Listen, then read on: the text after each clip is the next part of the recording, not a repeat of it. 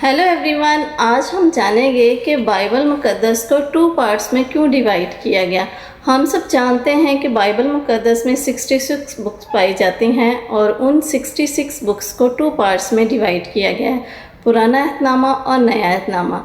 पुराना अहदनामा जो कि यीशु मसीह के आने से पहले लिखा गया और उसमें इस दुनिया को खुदावंद ने किस तरह तख्लीक किया और यीशु मसीह के आने के बारे में बयान करता है। खुदावंद के इकलौते बेटे यीशु मसीह इस दुनिया में आएंगे।